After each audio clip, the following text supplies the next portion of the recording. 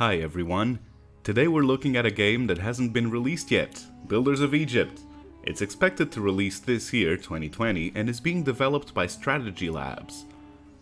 It's apparently a city-building economic strategy game set in ancient Egypt, and I have to say, I love this concept.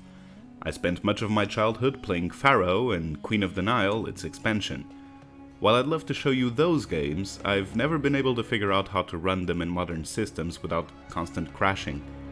In case you're not aware, this will be the last installment of this Boredom Blues series I've been making, and will now be moving on to other things. I will release a video ranking these 27 games, which will differ a little bit from this series in style, so be on the lookout for that one.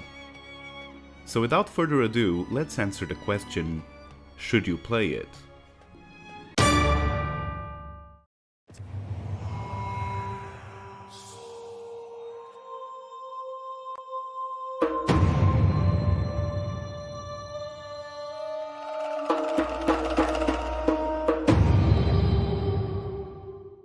The Pharaoh is the heart of Egypt. The land is its body, and the people are its blood.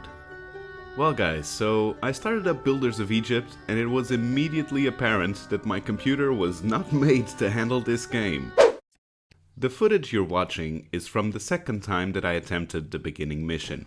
I mentioned Pharaoh and Queen of the Nile, and I have to say, this game is exactly what those games were, only with better graphics.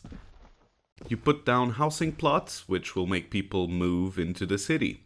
Housing upgrades as you make different amenities available. The first one is water. So base housing will go up a level if the citizens have access to a well.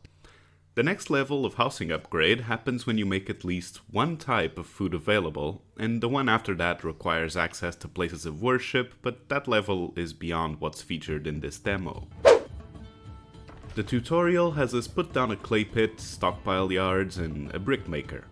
If you right-click these structures, you will get menus that allow you to stop production if you're running out of workers, which items get stored in the stockpiles, and different other metrics that let you know how business is going, such as the number of workers and the progress you're making on different goods.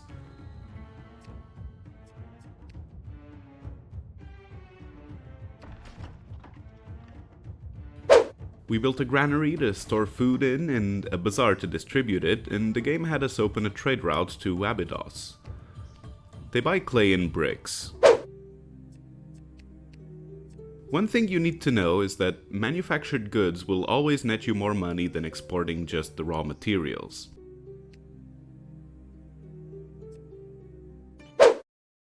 This is where the hand-holding stops. If you right-click your brick maker, it'll tell you that it needs two things to make bricks: clay and straw. Straw is a byproduct of wheat farms. The wheat gets sent to the granary for storage and subsequently to the bazaar for distribution, but the straw you need to stockpile and then deliver it to your brick makers. I set up a bunch of wheat farms, but since every farm takes 10 workers, I didn't have enough people to staff them, so later on I also had to go through and shut down production on a few of them for the rest of the city to keep working.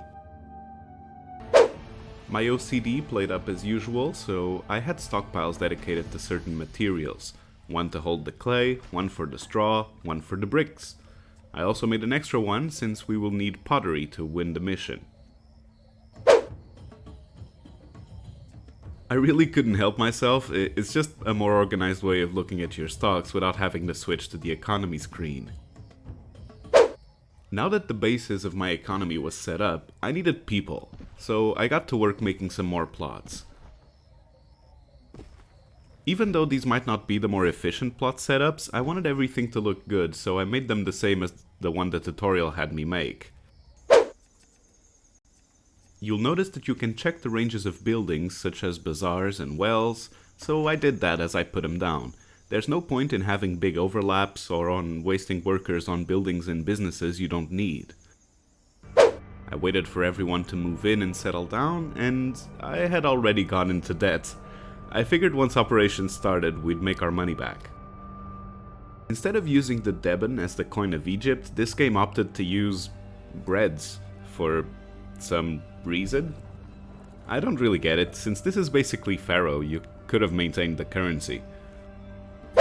Anyway, that started to accrue rapidly and we weren't making our money back, so I just restarted the game. Honestly, sometimes you're just better off doing that, because some holes you just can't dig yourself out of. This time I made sure I built everything I needed for exportation to start as soon as people got settled. I followed the tutorial, cause you gotta, but as soon as I could, I set up 2 clay pits, 2 brick makers, the stockpiles, and only the amount of wheat farms I needed to make the straw. After people moved in, everything started working like clockwork. My brick makers started churning out bricks, and the sale of those bricks kept my economy going. I needed more though. I made a couple more brick makers and a couple more clay pits, since I could also sell the clay for added profit, and this setup seemed to work. My money started increasing faster than I could spend it, even as the workers' yearly wages drained a hefty part of it. Once everything was running smoothly, I set up the potter and stockpile for the pottery. I didn't prioritize it because you couldn't export pottery in this map, so I just left it there to take care of itself eventually.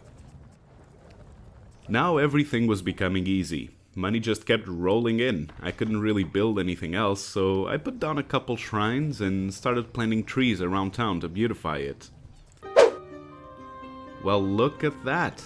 My first Egyptian city! While I was waiting for my objectives to complete, I also built a little entrance to town from the main kingdom road.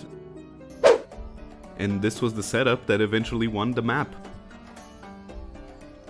That was pretty much it. I beat Builders of Egypt Prologue. You should know that my opinion on this game is going to be extremely biased because I'm suffering from a terrible case of nostalgia goggles. Pharaoh was absolutely my favorite game when I was a kid. I would spend days playing it. But I mean days, from morning until night. It had many more mechanics, such as you're standing within the kingdom, so if your neighboring cities were displeased or you incurred the wrath of the ruling pharaoh, he'd just send his armies for you. You had to worship your gods aptly, otherwise they'd get their revenge. So Ptah, for example, the god of craft, if he was displeased, he could outright demolish your stockpiles. He would shut down your entire economy with one strike. He wasn't playing around. You really didn't want the gods to be angry at you. Anyway, I think that's enough gushing from me. So, should you play it? Absolutely. I mean, if your computer can handle it, and if you like this type of city building, economy-based games. I will catch you next time.